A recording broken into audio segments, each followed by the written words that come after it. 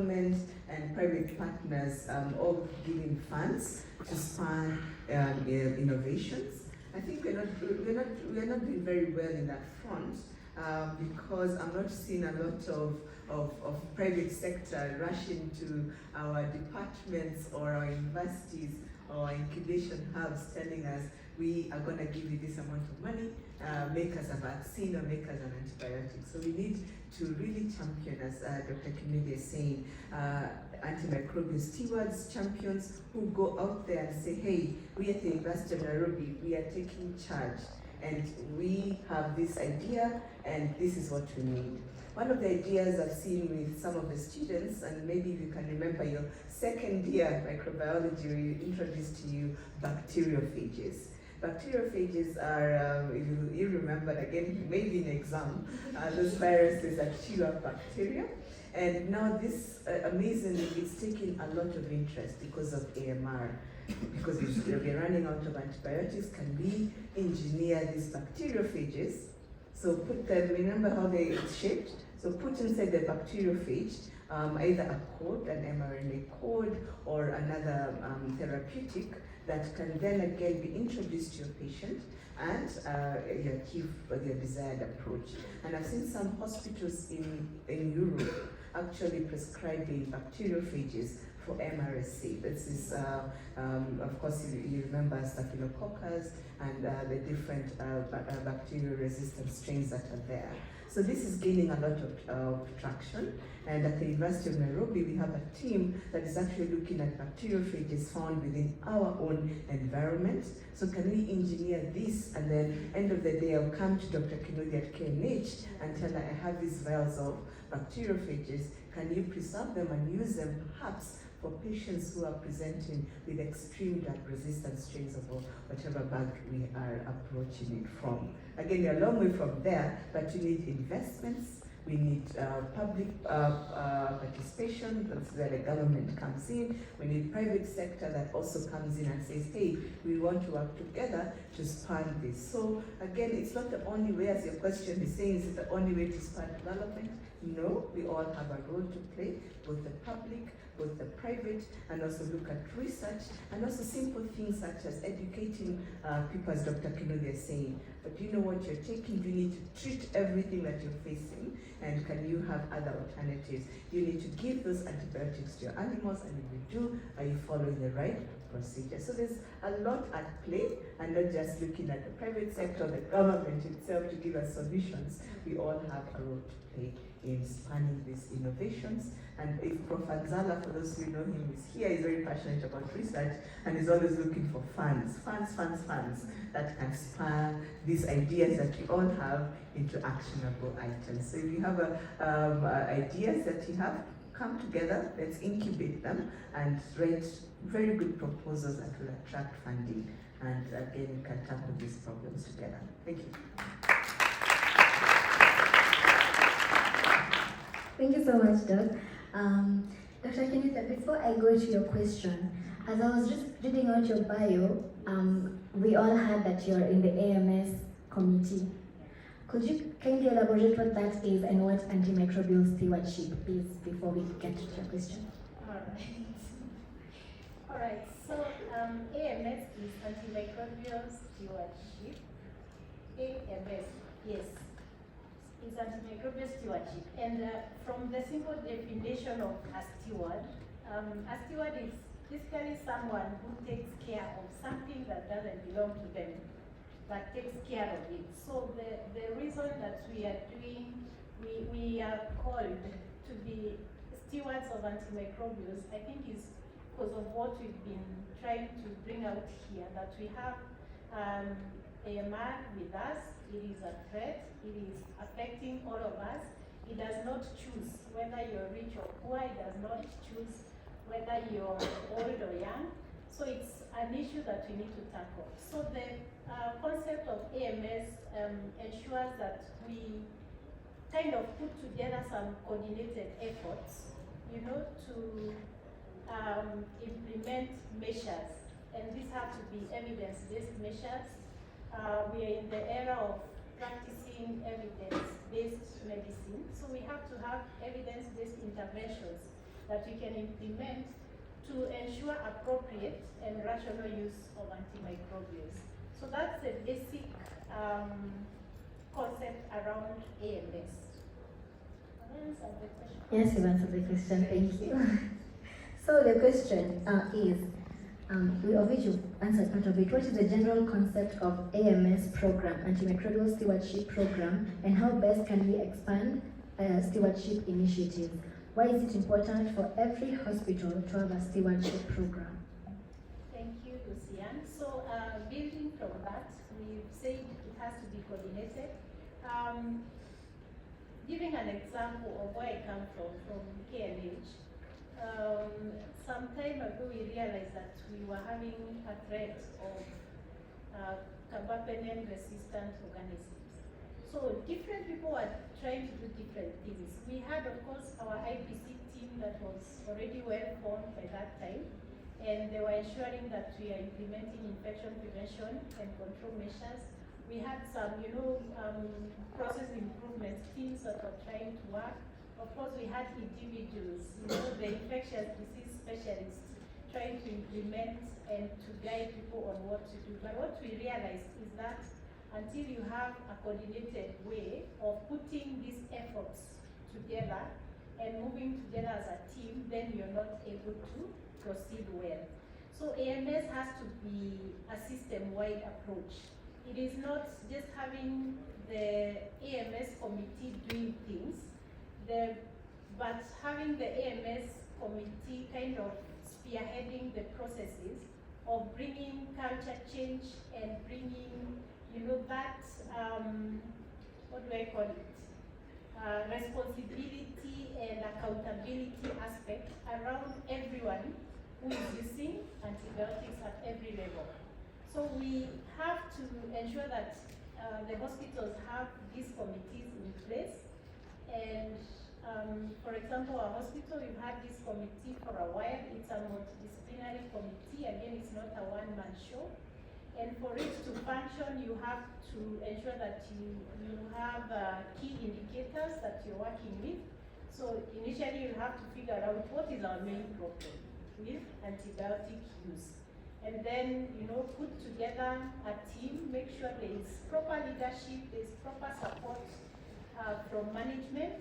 Because again, if it is just a committee that is formed by an individual who has no teeth, no people who have teeth and those who don't have teeth. There are people who have a say and they can be heard. And they can, they are influencers in the same field, then you're able to implement this. So the goal of antimicrobial stewardship, one is to help in the containment of antimicrobial resistance, and then the other thing is to ensure that we have improved patient outcomes, the patients who are on antibiotics, and then there's the issue of managing costs. So if we have these objectives in place, then you find a lot of benefits of having such a committee. So for one, you realize that you will have improved use of antimicrobials. You have interventions put in place that will help standardize care. So for example, we have, through our microbiology lab, we develop antibiograms that we use to develop antimicrobial use guidelines, and we expect that everyone implements these guidelines within the hospital. So this will help us to contain AMR and to improve patient outcomes. Of course, the issues around cost management, if a patient has a difficult to treat infection, they'll be in the hospital longer, they'll use more time in the hospital, a lot of money will be spent on them, we'll use very expensive antibiotics. So if we are managing this AMR through implementing AMS interventions, then we manage issues of cost.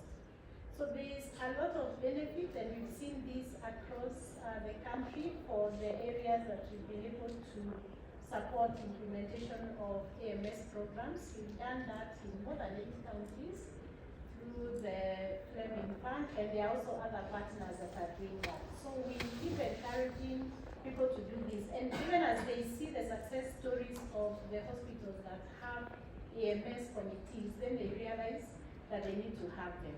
So it is a beneficial strategy, and we need it, all of us. Thank you so much. That was quite in depth. What's the other word? True answer. On that note, I wanted to ask: does that mean that the AMS committee has to employ the One Health approach? Good question. So if we are talking of the AMS committee in the hospital, definitely we are dealing more with human health. But now we have to also have, I thought of engaging the community at different levels. So we still work with with the national level to ensure that animal health is part of what we are dealing with, and part of it will inform some of the decisions that we have to take. So the One Health approach cannot be overemphasized. We may also be dealing with zoonotic diseases, that patients will come to us with. So we need to have a system that we can connect with the animal health people and be able to manage even from that level, so that we are working together in a collaborative way. So the other thing we try to do is to ensure that we have champions, apart from the hospital, even in the community. So like for pharmacy, we try to make sure we have champions in different regions, so that they can work with the community pharmacies in those areas and manage use of antimicrobials in that area.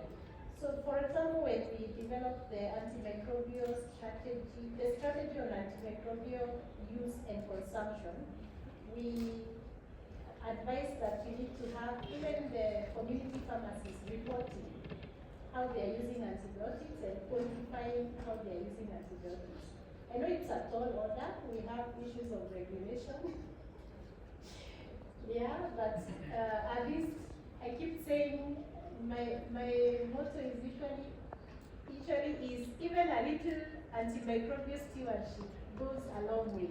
So do the little you can do where you are at your level, and that will impact lives.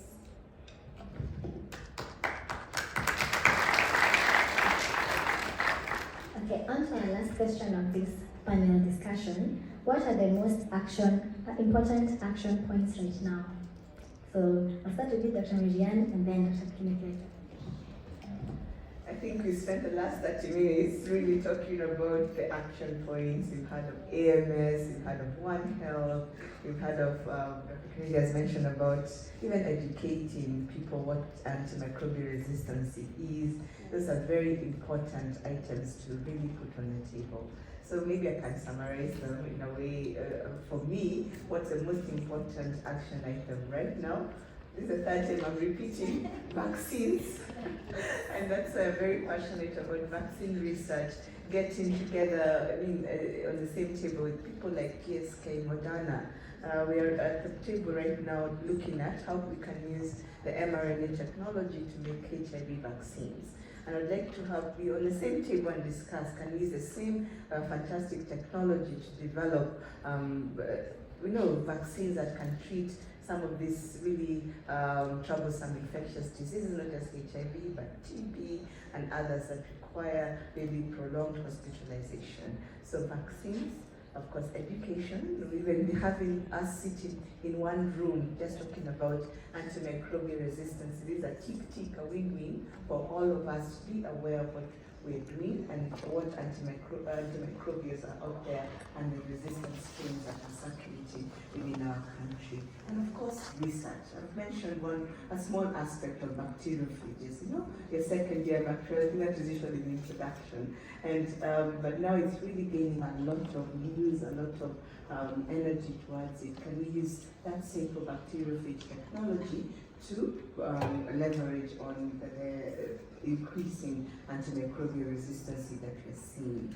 And again, maybe I'll allow Dr. Kennedy to talk about even her document, infection control. Can we prevent these infections in the first place? Not with vaccines, but simple actions of washing your hands, wearing your mask if you're not feeling very well, and other measures that I'm sure Dr. Kennedy will allude to. So those are the few things, and I'm happy that we're in a room where we have passionate researchers, passionate young doctors and doctors-to-be that now can champion some of these action items. For us, by the year 2050, we'll be here, high-fiving each other that we got ahead of a challenge and we overcame it well. Thank you. Dr. Kennedy? Thank you. I was trying to calculate in 2050 how old I'd be. So most of you will be taking care of me in my old age. So I hope I have made you AMS champions so that you treat me well. Isn't it? Yeah, I want to enjoy my old age. So I think the key points for me, starting from where I come from, infection prevention and control. And this does not just affect us in the hospitals, it's also something that we have to implement in the community. I think that was very well demonstrated during our the COVID pandemic. So there's one triad that I love to talk about: infection prevention and control, antimicrobial stewardship, and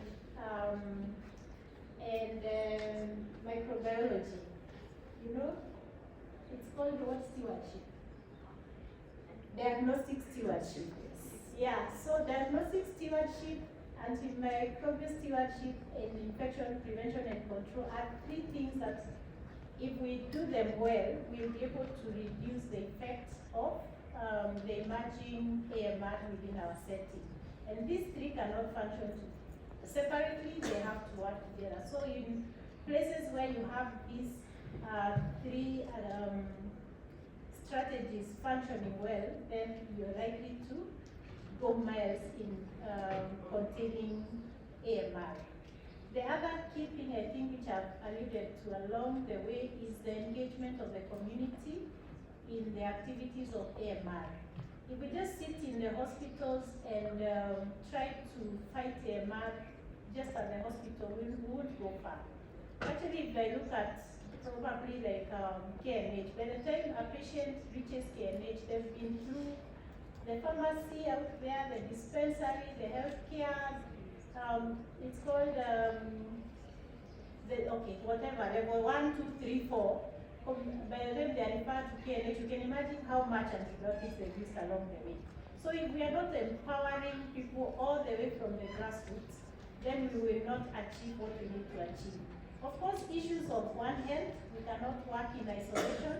That is also very key, and I'm glad as a nation we are making miles and steps towards achieving One Health approach in managing antimicrobial resistance. So I think those are my 4 key points.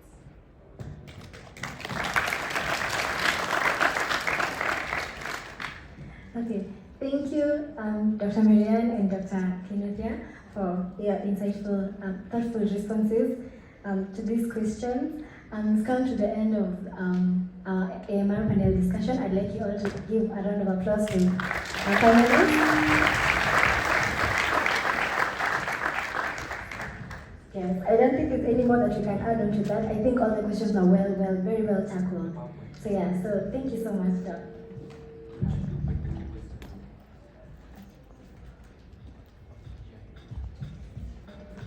Thank you so much. Thank you. Kabla, yes, you will enjoy your old age. Yes.